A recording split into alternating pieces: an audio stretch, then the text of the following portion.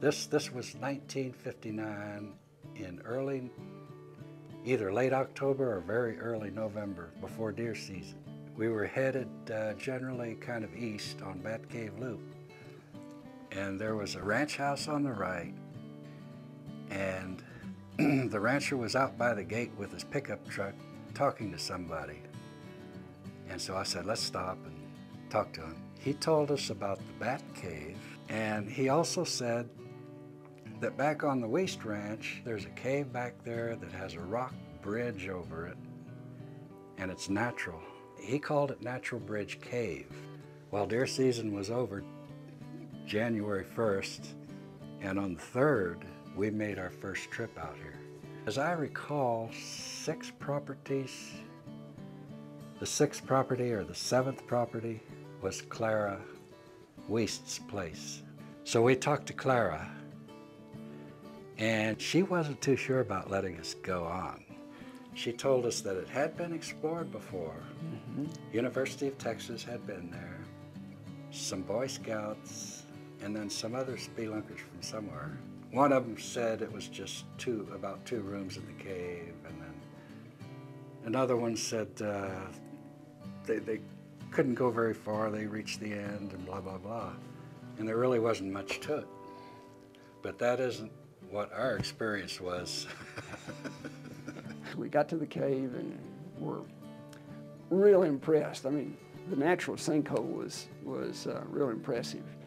And all of us thought, you know, this has got to be part of a bigger cave. We pushed through the entrance, which is 11 inches high at its low point, into a room which is slanting and curving to the right. We went as far as we could go around to the right, and it pinched off. And then we turned around and came back into the room, and we saw that there was a low crawl out of that first room that led to the second room. When we got in there, we did look up to the right, or to the left rather, and we saw a passage going that way, but most cavers want to go as far down as they can get. So we noticed on the right-hand side of the room there was a slot that went down. So we climbed down into that slot, and it was a low, miserable crawlway, and then another little drop, and then you come to what we call was the keyhole.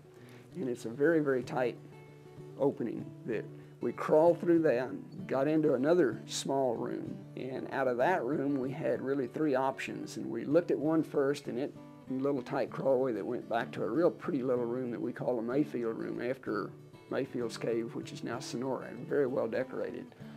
There was another passage that looked like it was too tight to go through, and then there was a third one that we decided to take because it was sort of a stoopway. And that was what we later named the South Fault. And we went down that, and didn't reach the end of it, and we just finally got tired. That was a shirt ripping, pants ripping. Yeah. The passageway. You had to squeeze through, and the thing is, there were just these little slabs of rock just sticking out, right, irregularly, and just tore at us every time we turned around. So that's, you know, that pretty much ended that first trip, and we had concluded that this was a lot more cave than anybody had expected. Way beyond the description. So on the 4th trip, again, there were enough of us on the trip that we split up into 2 parties.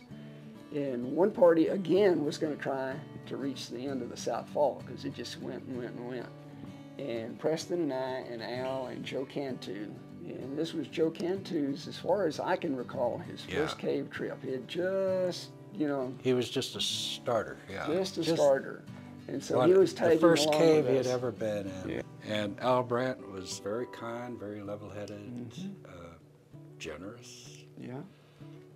Always lent his old 53 Ford for trips. Yeah, he was the most mature of the group, as far as you know, recognizing when we had reached our limit. Well, I started down that tight portion of it, and there were rocks in the floor, and I had a rock hammer with me.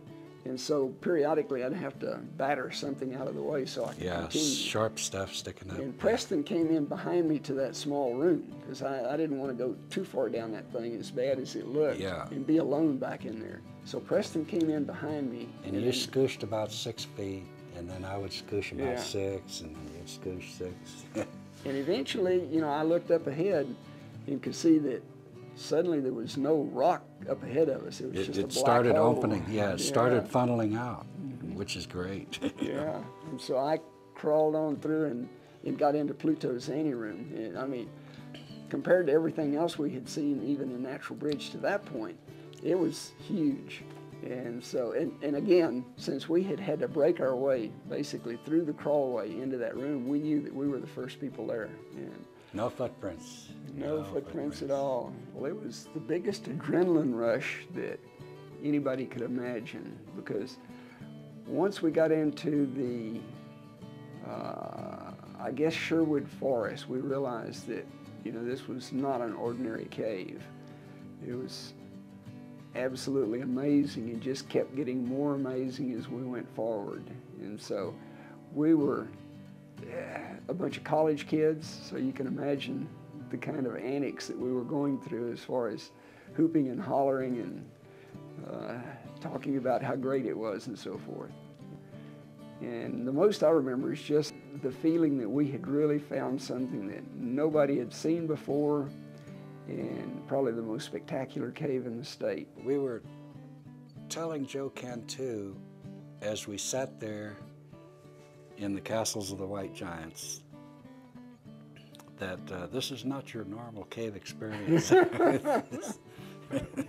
Don't count on this. Well, funny thing is, he never went caving again. I know. And we were seeing it totally different from what you see it nowadays. At that time, we were still pretty much with carbide lights and maybe a 2-cell flashlight. And so you never could see the whole thing lit up at once. It really wasn't until we took some photographs with multi-flash shots that we actually got a sense of what that room looked like entirely lit up. The day of discovery on the 4th trip, we were like 8 hours late. And she was just petrified over us, you know, are the guys ever gonna get out? Are they lost? Did something happen? But boy, when we came back, as muddy as we were, she knew we'd been somewhere. Yeah, and we were exhausted. But we were just chattering about this cave you have, this magnificent thing. It's as beautiful as Carlsbad. It's not quite as big, but it's more beautiful than Carlsbad. It is. It was a life-changing experience. It was all good. It was all good. Everything that happened was good. It doesn't seem like it's been 49 years. It's incredible.